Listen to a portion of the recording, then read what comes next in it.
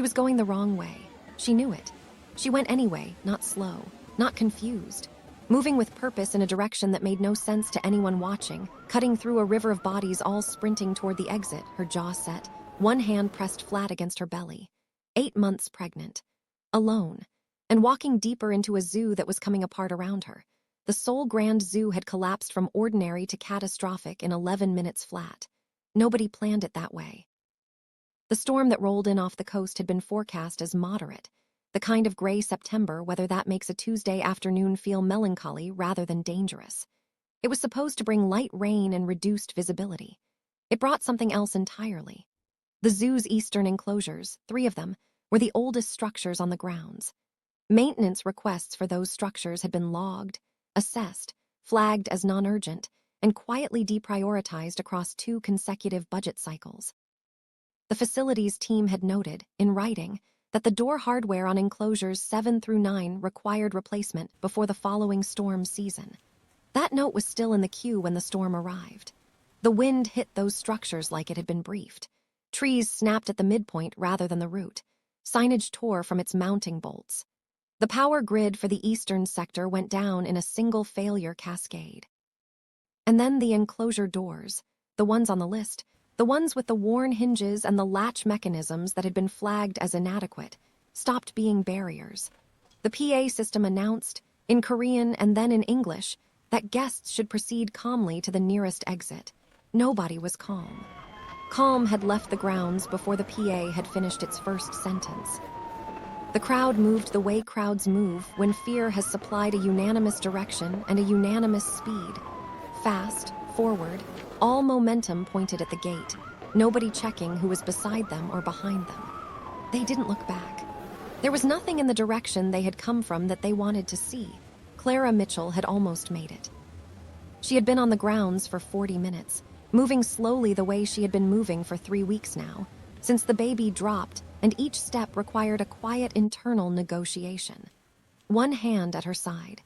The perpetual recalibration of weight and center and breath. She had come to the zoo alone because she needed the kind of quiet that lives near large animals.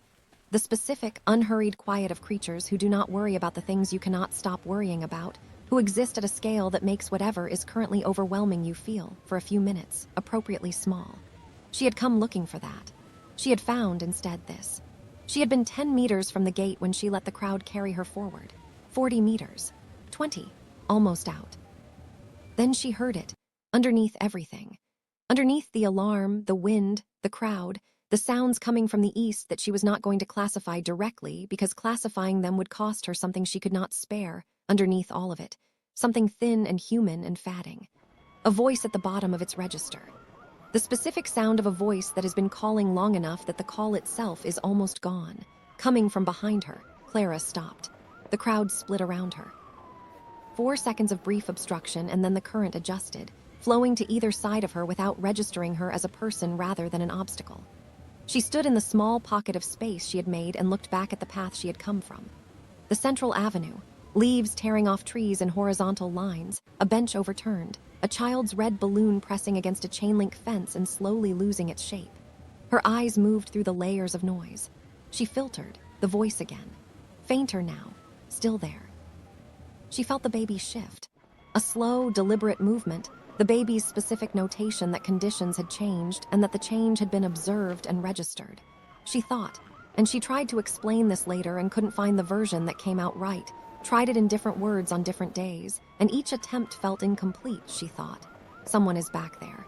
No one is going back. She turned around. She did not announce it. She did not hesitate theatrically. She simply reversed her direction and began moving, the same deliberate pace as always, one hand at her belly, heading deeper into a zoo that the rest of the world was currently running away from. The crowd parted without seeing her. She was a single figure going the wrong way, and they were 100 people who had already decided where they were going. What would you do?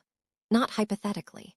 If you heard that voice right now, weak, almost nothing, wrong direction, what would you actually do? I'm not here to judge. Comment turned back if you think you'd go back. Comment kept going if you're being honest with yourself, because Clara was completely honest with herself.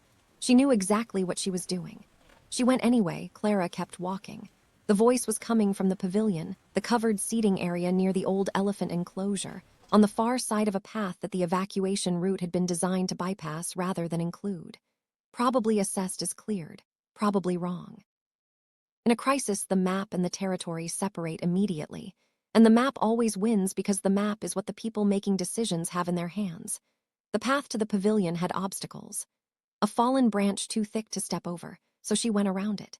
Zoo staff sprinting toward the eastern sector, radios going, no one stopping to look at her. An abandoned maintenance cart sideways across the walkway, a Korean voice crackling from its radio, the tone of it telling her everything the words couldn't. She navigated each one. She tracked the voice. The voice got louder, which was the only metric that mattered. She found her on the pavilion's concrete step, an elderly woman. One hand locked around the metal railing at the step's edge, the other flat against her chest. Not the gesture of pain, the gesture of inventory. Checking what she had left. Conserving it. 70, maybe beyond. Small. Dressed with the precise care of someone who had chosen her clothes that morning for a different kind of afternoon, charcoal coat. Silk scarf now partly undone, pearl earrings catching the last of the gray light. Her silver hair had slipped free on one side. She was not in pieces. She was completely still in the way that cost something. She had made a calculation about her available energy, found panic too expensive, and removed it from consideration. She looked up when Clara reached her. Dark eyes, unhurried, taking in Clara's face and Clara's belly and the specific way Clara was standing, everything about what getting here had cost, in a single sweep. Clara, breathing harder than she wanted to show, said, "I heard you." Woman looked at her for a beat that was not awkward, deliberate, and she said in careful English that had been built and maintained over decades, "You came back." A question, not gratitude. An observation she intended to keep. Clara said, "Can you walk?" The woman said, "With help." Clara put her arm out. The woman took it. No ceremony, no wasted time. They started moving. Stay with this. Because what Clara is walking into, what it will cost her, and what is already happening on the other side of the city while she walks, that is the part that changes everything after. The path back was not the same path. This is not a metaphor. A tree had come down across the central avenue while Clara was inside the zoo, not fallen completely, but leaning at an angle that reduced the walkway to a single body width gap, its base producing sounds in the wind that were not settling sounds. They went sideways through the gap together, Clara's arms steady under the older woman's weight, both of them moving with the shared care of people who have assessed the cost of falling and agreed it is too high. What they built was not a performance. The woman was bearing what her legs could carry. Clara was supplying the margin, the assurance that if her balance tilted in either direction, something would be there. Something that would not give. They matched pace without negotiating it. They moved slowly and they moved together, and slowly and together was the only viable speed. The woman did not apologize for being here. She did not explain herself. She watched the path ahead, and she applied herself to it, to the single variable that currently required her attention, which was forward movement, with the focus of someone who has spent a lifetime identifying the one thing that matters and doing that thing without editorial. She trusted Clara's arm entirely. She didn't announce that trust. She simply used it. Clara started talking to her baby. She didn't plan it. Somewhere around the second obstacle, a section of fencing blown free, lying ankle-high across the path, a catch hazard under ordinary circumstances and a real risk right now, she heard herself murmuring. Low, below the wind. Not quite words at first, then words. We're okay, we're still moving, you're safe, I have you, almost there. The we carried more than Clara had loaded into it. She had the baby in it. She had herself in it. And without intending to, she had the woman on her arm in it because the woman was part of what Clara was keeping upright and the word had stretched to include that. The woman heard it.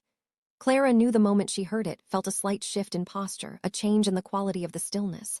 Not surprise, something older than surprise. She said nothing. She held on. Rain arrived at the 300-meter mark, not dramatic, persistent. The kind that has already decided what it is going to do and has the patience to do it. Clara's jacket went from damp to soaked inside of 2 minutes. The woman's coat was better built and doing better work. The baby registered the cold with a specific, legible movement, not distress, protest, the baby's distinct signal for I have noticed a change and I want you to know. Almost there, Clara said, to the baby first, then to the woman, then to the general situation. Then the sound arrived from the east. With enough clarity this time that ambiguity was gone, Clara's arm tightened. Her jaw set. Her pace went up by exactly the increment she could manage without destabilizing the woman beside her. They kept moving. 180 meters, 150. The exit in the distance, through the rain. On the other side of the city, Kim Junho was already in a car. The call came at 4:47. He was in transit. He preferred meetings that moved somewhere over meetings that required sitting still. Always had. When his head of security delivered, in the controlled, neutral tone reserved for information that cannot be dressed up regardless of how carefully it is worded, the following facts. Mama Sook's driver had lost contact with her inside the zoo at the onset of the storm. The zoo's security staff had confirmed an enclosure failure on the eastern side, the old section, the one that had been on the maintenance list through 2 budget cycles without resolution. 3 calls to her phone had reached voicemail, which meant either her phone was dead or the signal was too disrupted to carry, and in either case meant that the information it had been possible to have about her location was no longer available. Junho was silent for 4 seconds. The people in the car with him knew what 4 seconds of that particular silence meant. They had been around him long enough to read the inventory of his silences, the operational ones, the tactical ones, the ones that meant he was moving through a decision tree at speed. This silence was none of those things. This was the silence of a man who has received information that arrives in a category separate from all other information and requires a different kind of processing entirely. He said, "Get there." He didn't raise his voice. He didn't need to. The car had already begun moving differently before the 2 words were finished, and Ryu Taeyong, his lieutenant, across the city in a second vehicle, someone who had been solving problems for Junho across 11 years of situations that spanned every point on the spectrum from complicated to genuinely unprecedented, had the information through their operational channel within 90 seconds. Taeyong had 4 teams on the zoo's grid before Junho's car crossed the 3-kilometer mark to the western perimeter. He was at the western gate personally, earpiece in, monitoring the coordination with the focused calm of someone doing the only thing currently available to him and refusing to do it with anything less than complete attention. He told someone later, not Junho, someone who asked directly and had the standing to receive the answer, that those 22 minutes outside the gate were the most frightened he had been in his adult life. He said it plainly, without qualification. More frightened than anything in 11 years. More frightened than any situation that had existing entries in the ledger of his professional experience. 22 minutes at a gate, listening to an earpiece, running grid calculations about a storm and one woman who might be anywhere inside both. He did not say things like that easily, and he did not say them to many people. But it was accurate, and he said it because it was accurate. At 5:02, Team 3's voice came through. 2 women at the western approach, one elderly, one heavily pregnant. Moving toward the gate, Taeyong pressed 2 fingers to the device. "Get to them," he called Junho. "She's safe." A pause, not performance, not drama. Just the actual interval required to sequence what came next into the right order. "And there is someone you need to see. Right here. Hold here for a second, before the gate opens. Before everything waiting on the other side of it arrives all at once, pause here. Because what happens in the next 4 minutes is not what Taeyong expected. Not what the 4 teams expected. Not what Clara, 30 meters from the gate, and not yet knowing the world had been watching her approach it, had any framework to anticipate. Drop still here in the comments. Because what comes next is what this story is actually about. The gate opened and the city came back. Clara felt it before she saw it, the wind changing angle, the sound of traffic underneath the storm's register, the specific quality of exposed space after nearly half an hour of enclosure. She had been counting steps for the last 100 meters without realizing she was doing it. A rhythm her body had installed at the point where her ordinary resources ran out and whatever comes after ordinary took over.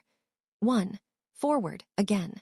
She was aware of the gate, aware of the baby, aware of the woman on her arm whose grip had not shifted across the entire walk, not once tighter in fear, not once looser in fatigue, just held, steady. The grip of someone who made a decision about what they were holding and did not revisit it. The gate was open. Clara stopped. Not for long. Long enough for what was beyond the gate to finish assembling itself into something her brain could categorize. 4 black vehicles. Not emergency services. not zoo administration. Positioned with a geometry that was too precise, too deliberate for any institution currently managing a crisis from the inside. Men placed at intervals along a line that only read as a line once you looked long enough to see it, specific spacing, specific angles, all of them facing the gate. Still, watching. Beside Clara, the woman exhaled. Not a word. The sound of pressure being released because the thing she had been waiting for had arrived. The men moved, not toward them, sideways, clearing the space between the gate and the vehicles in a motion so coordinated it should have needed a signal and required none. A channel opened. And through it, from the direction of the lead car, came a man. Clara registered him the way you register something that doesn't yet have a category. Height.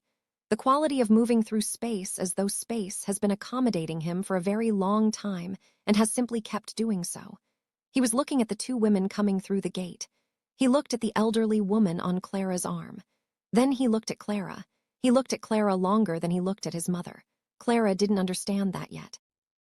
She understood only that she was being seen with a precision she had not prepared for, in circumstances where being seen at all had not occurred to her, and that the expression on the man's face belonged to no category of stranger's expression she had encountered before. He stopped 2 meters away.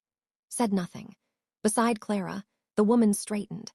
Not quickly, deliberately, drawing herself from the conservation posture she had maintained through the entire rescue back to her full height. Not large. Completely itself, she looked at the man who had stopped in front of her. She was choosing her moment. She had earned the right to choose it. Kim Junho looked at her. He said very quietly in Korean, "Iyama." The word of a man who has been running it as a question for 40 minutes and is only now, at this exact second, converting it back into a statement. Mama Suk looked at her son. She looked at Clara. She looked at her son again. And then she said, in Korean, quietly, with the economy of someone who has edited down to exactly what the sentence needs to carry and no more, she came back for me. 4 words. No one at the perimeter moved. The rain was still making its point. The zoo behind them was still managing a crisis that was not finished with itself. And Kim Junho stood in the gap between the world he had spent years building and the pregnant stranger his mother was standing beside, and let what she had just told him arrive completely. She came back for me. He looked at Clara again. This time not the look of someone registering a situation. The look of someone who needs to understand something properly and is going to do it now, because later will not be sufficient. Clara was standing the way a person stands at the end of everything. The reserve tank emptied, the secondary tank emptied, running on the specific stubbornness that kicks in when nothing else is left and the job still isn't done. Jacket saturated, hair across her face. Her right arm still under Mama Sook's, still there, not because it was still required structurally, but because moving it hadn't occurred to her yet. Her left hand was at her belly, not a statement, not performance. The continuous, involuntary gesture of a woman who has been running a single check across an entire crisis. Still there, still present, still mine to protect, and has not stopped running it. Junho had built what he had built in part by learning, early and at cost, the difference between performed courage and the real article. He was paying full attention now. He looked at this woman, no audience in mind, no knowledge of who he was or what the vehicles meant or what being seen by these particular people would mean, and what he understood about her arrived quietly, completely, without any assistance from words. He said in English carefully, "Are you hurt?" Clara blinked, the transition from movement to stillness hitting her a beat late. She said, "No, I'm fine." She looked at Mama Sook. "She needs water. Her hands were shaking 10 minutes ago." She said it was nothing. She said it to Junho the way you speak to the person who can do something about it. He was exactly the person who could do something about it.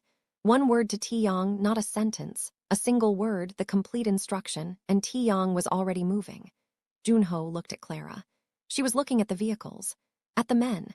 The expression of someone whose mind has landed on a question and is now finding the most direct route to asking it. She looked back at him. "Who are you?" she said. "Actually, my name is Kim Junho." A pause that was selection, not delay. "The honest answer to the rest of your question is more complicated than right now can hold." "How complicated?" "The kind you don't need to carry tonight. What I can tell you is that the woman on your arm is my mother, that I understand what you did to get here, and that I have spent the last 40 minutes trying to work out what a person does with a debt that has no amount." Clara looked at him steadily. I didn't do it for a debt. I know that, he said. That is exactly the problem. Something crossed her face close enough to a smile that she caught it before it fully arrived because she was not ready to be at ease yet. I just heard a voice, she said. Yes, he said. I know. Mama Sook reached past both of them and took Clara's free hand. The grip was the same grip as on the pavilion step, decided, unhurried, final. The grip of a woman who has made up her mind. Clara looked down at their joined hands. This elderly woman who had held onto her arm through a storm and was now holding onto her hand in a different circumstance with the same certainty. Clara did not pull away. What would you have done? Standing right there, exhausted, 8 months along, in front of whatever this is, tell me honestly. What would you have done? The hospital room was quiet in the way of places made quiet deliberately by people with the means to arrange it. Clara had not chosen the hospital. She hadn't not chosen it either. There was a point in the movement from the gate to the vehicle to the city where choosing stopped being the operative force and momentum took over. The frictionless momentum of a world that organizes itself around its own priorities and folds you into that organization the moment you enter its orbit. Her priority, the baby checked, a chair, water, stillness, aligned sufficiently with the direction things were already moving that she had let it carry her. The doctor was precise in the way of someone called specifically rather than assigned. She examined Clara thoroughly and reported. Baby well-positioned, heartbeat strong, stress markers elevated but within range. She used the word rest in the way people use it when they know it won't fix the thing that most needs fixing, but is still the most honest prescription available. The room was private. The lighting had been dimmed below standard. Someone had thought about that. Clara lay in the bed after the doctor left and worked through what had happened to her afternoon with the peculiar clarity that comes from surviving something and reaching the far side of it. She had gone to the zoo alone. She had needed quiet. She had heard a voice and reversed direction. She had walked an elderly woman out through a failing zoo with a storm pressing in from every angle, and she had made it and the baby was safe. That was the complete factual sequence. That was what had actually occurred. The rest of it, the vehicles, the men. The gate clearing itself, the way Kim Junho had used the word debt like it had precise coordinates. The rest sat in a category her exhausted mind was identifying, and not yet opening. Her phone was on the nightstand, face down. She knew, the way you know things you aren't ready to process, that looking at it would mean messages, and messages would mean questions from people who loved her and were afraid, and those questions would require her to put the afternoon into words for people who hadn't been there. The afternoon had not yet finished becoming what it was going to be. She left the phone where it was. She put her hands on her belly and breathed. The door opened. Not the staff. Not Junho. Mama Suk came in alone. No escort, no announcement, in the manner of someone who has determined that a visit is occurring and the only remaining question is when, and has already answered when. She was changed, a different coat, dark blue, precise, and she looked like herself in a way that confirmed what Clara had already suspected. The woman on that pavilion step, conserving every calorie of energy, had also been herself. She hadn't been diminished by what happened. She had simply been in it. She sat in the chair beside the bed without waiting for an invitation. Baby as well? Yes, Mama Suk nodded. She looked at Clara with those dark, direct eyes, the same look as the pavilion step, the same gathering quality. She said, I heard you talking to the baby while we were walking. Something shifted in Clara's chest, warmth and exposure arriving at the same time. I didn't realize it carried. It carried, Mama Suk said. It helped. No sentiment around it.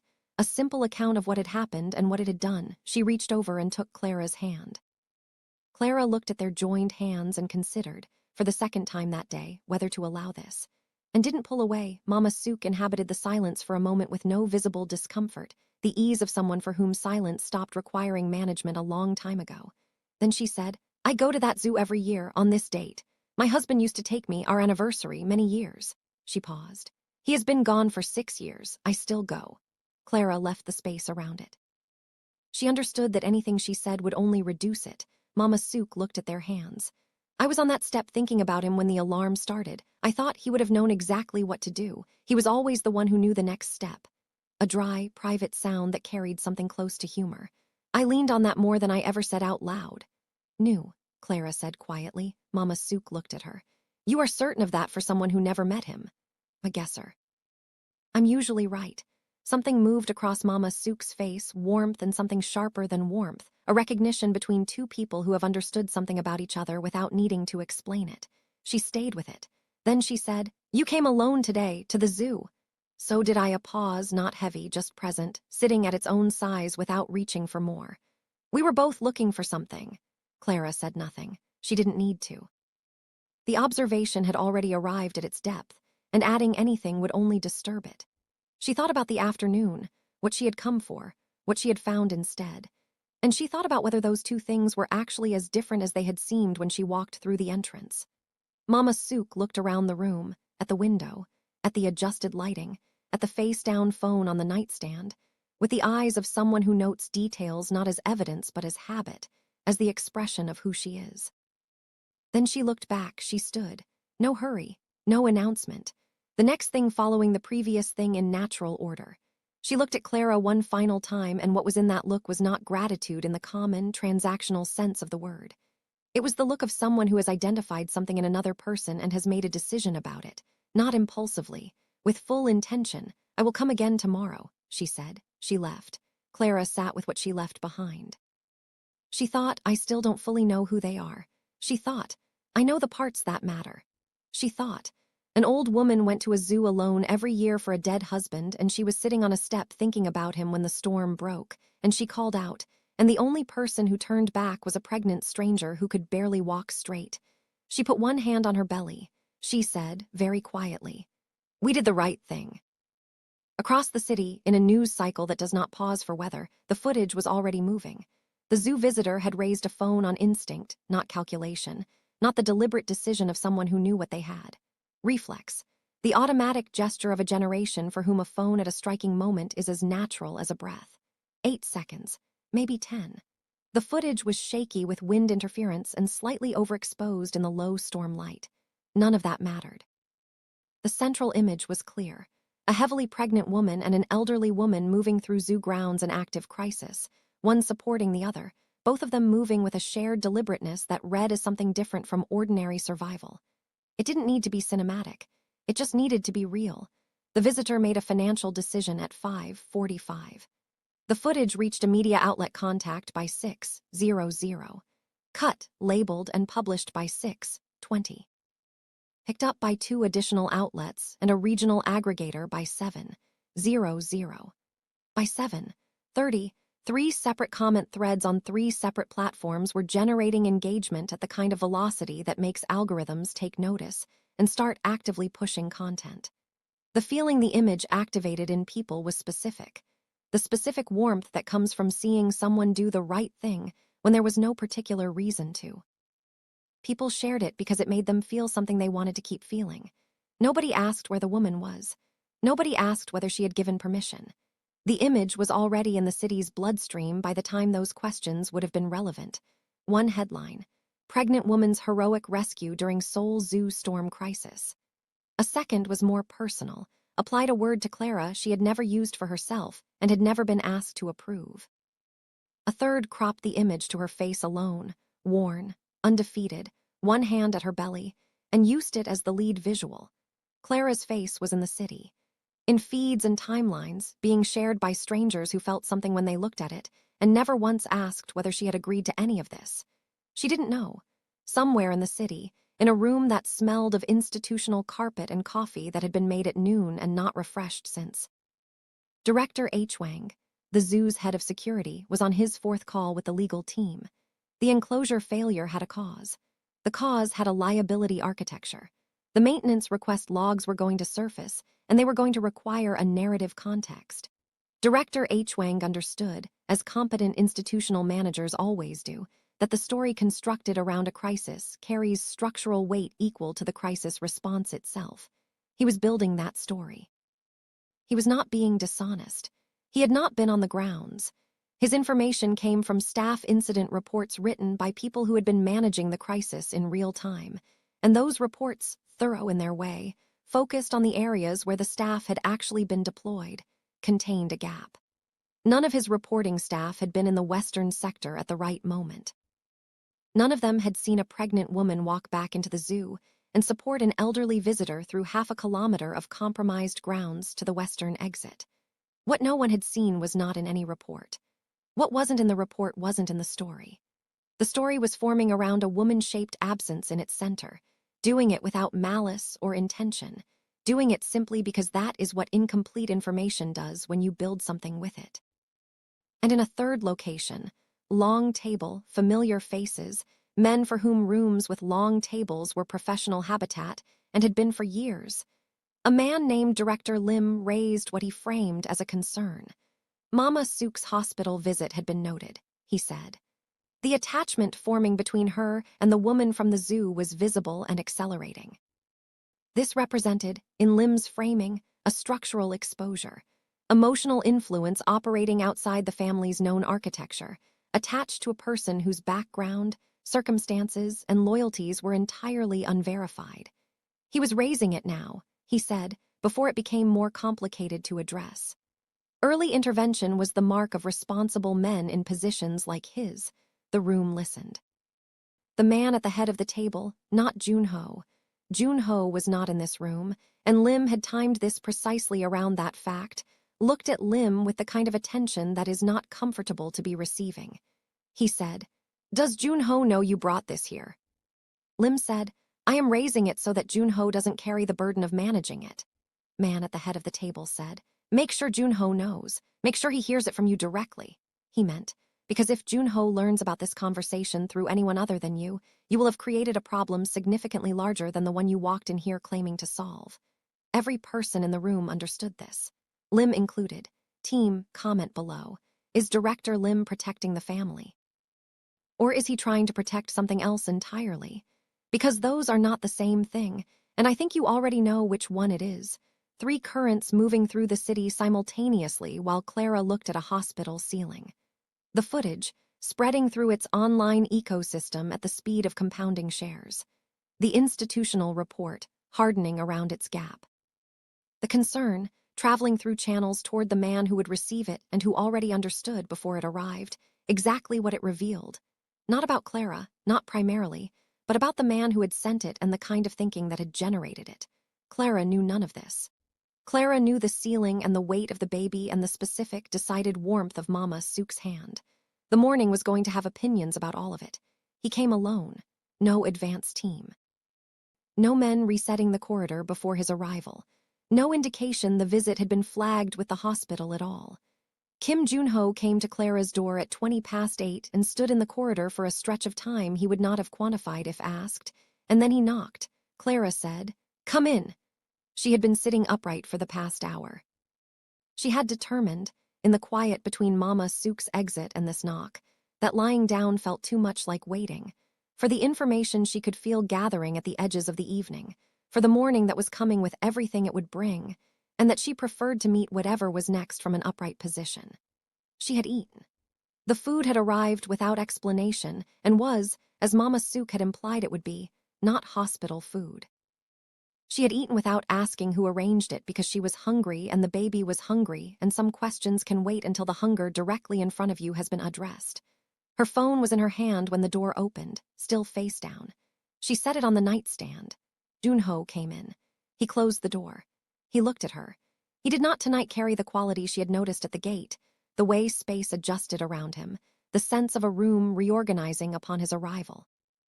Or if he had it, he had put it somewhere else. He looked like a man who had come through a difficult afternoon and was standing in a situation that his considerable experience had not pre-built a framework for. "May I sit?" Clara gestured at the chair, Mama Suk's chair.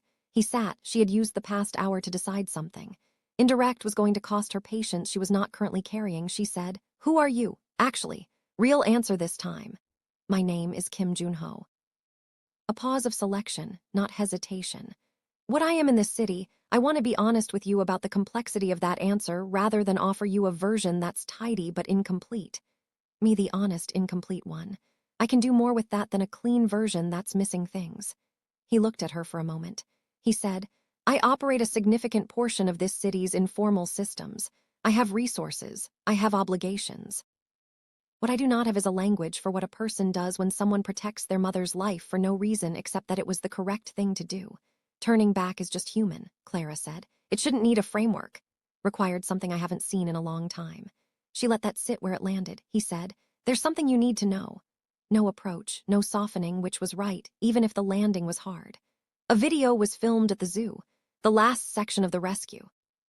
The person who filmed it sold it to a news outlet tonight. It's been published. Your face is in it. The coverage is large and growing. Clara went still, not rigid still. The particular quality of a body processing an impact before deciding what to do with it. My face. She looked at the window.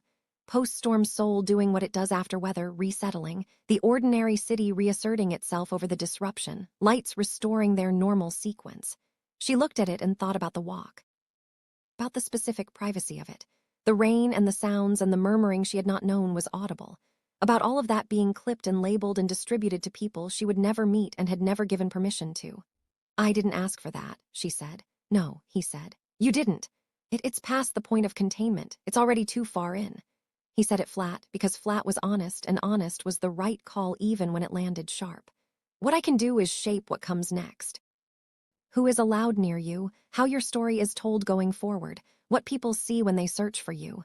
He paused. If you want that. If I don't, then I do nothing. No qualification.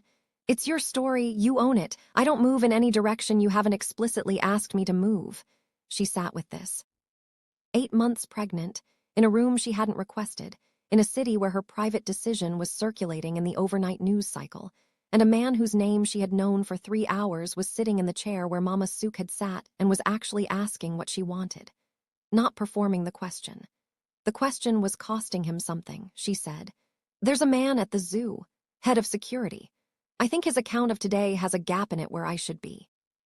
Something in Junho's expression didn't visibly change. That itself was a change.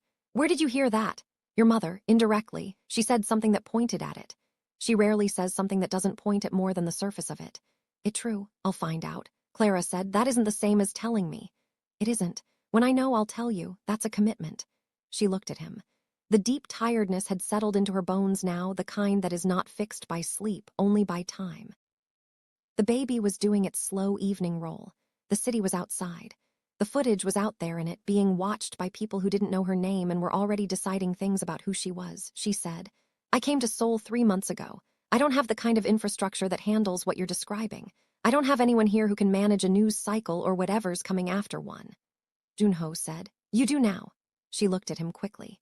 He held the look, not performing the statement. Delivering it with the same quality he used for facts about actual reality. I didn't ask for that either. I know. My mother made her decision. I'm working out what that means in practice. Something almost reached her face. She let it arrive briefly, barely. You don't seem like someone who usually has to work things out in real time, he said. I don't. He stood. She had begun to read the room's small adjustment when he did this, not dramatic, no visible mechanism, simply spaces reorganizing around a presence when that presence is preparing to leave. He said, you won't face the footage or what follows it without support. That's not a condition. It's not an offer, it's what's going to happen. Certain, without room for debate, he moved toward the door. Junho. He stopped. He turned. Tell your mother she has nothing to thank me for. Anyone decent would have gone back. He stood with his hand flat on the door. He did not answer immediately. He looked at her with the look of someone who disagrees with something and is choosing to say so rather than let it stand uncorrected. That is the part you're wrong about. He said it gently, which was not what she had expected from him. Anyone decent knows that going back is the right thing. You're the one who actually went. Those are not the same thing. They have never been the same thing. He left. The room was quiet in a different way now. Not the adjusted dimness and deliberate silence of an institution managing the comfort of its patients. The specific quiet of a space where something has just been said that will continue existing after the person who said it is gone, the kind of quiet that has weight, that sits with you rather than simply surrounding you. Clara sat in it. She did not rush to fill it. She let it be what it was. She picked up her phone, 23 messages, 6 missed calls. A news alert visible in the preview line. She let her eyes take in the shape of the headline without reading it fully. Just the outline. Just enough to understand what was out there in the city tonight, moving through feeds she had no access to and no control over. She set the phone back down without opening any of it. She didn't need to read it tonight. Tonight the only thing she needed to do was be here, in this room, with the baby and the quiet and the accumulated weight of what the afternoon had been. Everything else would still be there in the morning. The morning was coming regardless of what she did with the next few hours. It was going to arrive with all of it stacked up behind it, and she was going to need to be rested when it did. She put both hands on her belly. She stayed still, the specific, earned stillness of a woman who has done everything that was required of her today and has arrived at the hour where she is accountable only to herself, the baby, and the next breath. She said quietly into the room, "We turned back. We heard a voice and we turned back. That's the whole of why any of this is happening. Whatever it becomes, and I think it's going to become something, I think it's already become something, remember it started there. The simplest thing, a voice and a decision. We heard it and we went back." Baby moved. The slow, rolling answer that Clara had learned to read as confirmation, as presence. As the baby's ongoing signal, still here, still with you, still listening, she thought about the walk, the branch, the cart, the rain picking up around the 200-meter mark. She thought about the moment the sound from the east had arrived clearly enough to name, and the way her arm had tightened without her deciding to tighten it. She thought about the two of them moving through all of it, slow and steady, the we that had been big enough to hold all three of them, herself, the baby, this woman she did not yet know. She thought about Mama Sook's hand. How certain it had been. Not the grip of someone reaching, the grip of someone who had already arrived at a conclusion and was acting from inside that conclusion rather than toward it. Clara had felt the difference. It was not a small difference. She thought about Junho standing in the doorway of this room tonight, without the vehicles and the men and the gate clearing itself around him. Just a man in a hospital corridor who had knocked before entering and asked permission before sitting. She thought about the way he had said it is your story with the quality of someone who meant the thing exactly at the weight they were saying it. No more and no less. She had met very few people in her life who said things at exactly their correct weight. It was rarer than it sounded. She turned off the light. She said to the dark, to the baby, to the particular version of herself that was still paying attention, "We'll figure it out." Across the city, in the room that had been a study before it became a study where one person sat alone, Mama Suk was not sleeping. She was at the small desk, lamp at its lowest. A photograph on the surface, not framed, just resting there because framing it would have made it a different kind of object, a memorial object. And she had not wanted that. Her husband, younger, at the entrance to the Seoul Grand Zoo, his hand on her shoulder, both of them squinting into afternoon light they had not been expecting. He was laughing at something just past the edge of the frame. She was pretending to be annoyed at the camera and not quite succeeding, her mouth fighting the direction her face wanted to go. They had been there for their anniversary. It was not a grand destination. It had been his idea, playful and slightly absurd the way his best ideas always were. She had complained about it on the way there. She had loved every minute of it once they arrived. She had never told him both of those things were simultaneously true, and he had known anyway. She had made one call after leaving the hospital. Brief. Not to Junho. Junho had been arriving as she was leaving, and he did not need instruction, only trust, and the trust was 30 years deep and did not require refreshing. The call was to a woman she had known since before Junho was born. Someone who understood the texture of the city in ways that ran alongside but distinct from her son's understanding. Someone who received the thing being asked of her even when the asking was not direct. Who had spent decades learning to listen to what Mama Suk said in the space between what Mama Suk said. She set the phone down. She looked at the photograph. At the zoo entrance in the background of it, the entrance she had walked through alone this afternoon, the entrance she had not been able to walk back through herself. Someone else had walked her back through. She thought about the voice she had heard in the paths, the murmur not aimed at her, not built to carry, that had reached her across the wind and the rain and the distance anyway. "We're okay. We're still moving. You're safe. I have you. We're almost there." A woman talking to a child who would not remember any of this. In a crisis the child would never know had happened. Using the words to keep the rhythm and the rhythm to keep them both moving. Keeping the promise of we, stretching it wide enough to hold everyone who needed to be inside it. Mama Suk had spent 30 years watching a son carry a world he had built himself. Carry it carefully and deliberately and without complaint, carrying the weight of it in his silences more than his words.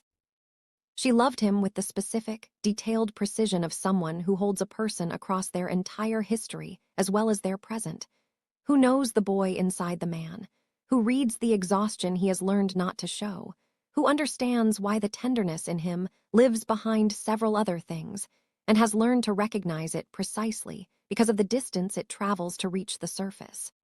She knew his silences. She knew how to read them the way you read a language you grew up in, not by translating, just by knowing. She knew the particular quality of stillness that had come over him at the western gate tonight when he saw Clara before he saw her. She recognized that stillness. She had been waiting a long time, without announcing she was waiting, to see him go still in exactly that way when he looked at someone. She had not expected it to happen at a zoo gate in a September storm with the city coming apart around them. Life was unreasonable in that specific way. She was not arranging anything. She was clear with herself about that. She was not engineering an outcome or pushing a direction.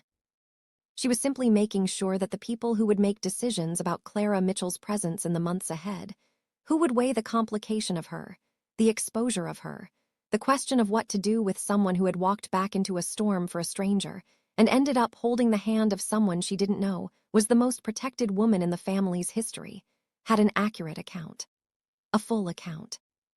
The account that included the voice in the paths, and the steady arm and the hand at the belly, and the we that had been wide enough to hold everyone who needed to be inside it.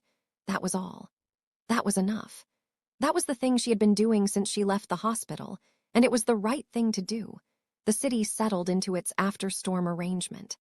The footage moved through its ecosystem at the velocity of compounding shares and algorithmic attention.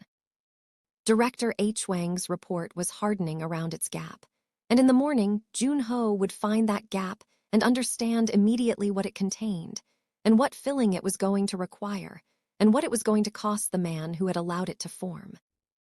Director Lim's concern was moving through channels toward the man who would receive it, and who already understood, in the way that people who have built careful things understand threats to those things. Exactly what the concern revealed, not about Clara, not primarily, but about Lim himself, and the specific category of wrong that comes from confusing caution with wisdom. And Clara Mitchell lay in a hospital bed in a city she was still in the process of learning, with a story she had never wanted spreading through the infrastructure of the night without her permission, and without her presence, and her hands on her belly, and the quiet Junho had left in the room like a statement she was still in the middle of reading. She had turned off the light. She had said, "We'll figure it out." Outside, Seoul continued. Vast, illuminated. Operating at the immense, indifferent scale of a city that does not register individual decisions until those decisions, compounding quietly in the dark over weeks and months and the slow accumulation of days, become the kind of thing that changes the shape of what comes after. A woman had heard a voice and turned back. A family had shifted on its axis in a direction none of its members had mapped and none of them could have prevented. An old woman was sitting with a photograph and a quiet intention she was not finished executing. A video was in the city's bloodstream, already past the point of retrieval. A report had a gap in it that was going to become a problem for the person who had built the report around it. A concern had been raised by exactly the wrong man in exactly the wrong room at exactly the wrong time, and the shape of the consequences was already beginning to take form in the silence between the people who had been in that room, and were now thinking about what they had seen. The morning was coming. It was going to arrive with all of it at once, stacked and ready, and Clara was going to have to be standing when it did. If you are still here, if you watched every single minute of this, drop "still here" in the comments right now. Because the part where all three of those forces land simultaneously, and Clara has to stand at the center of it with Mama Sook's hand in hers, and a baby not yet born, and a city that has decided it owns her story, and work out who she is inside a world she never asked to enter and cannot simply exit. That part is part 2.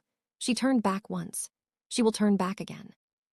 Part 2 is coming, and I need you there when it arrives.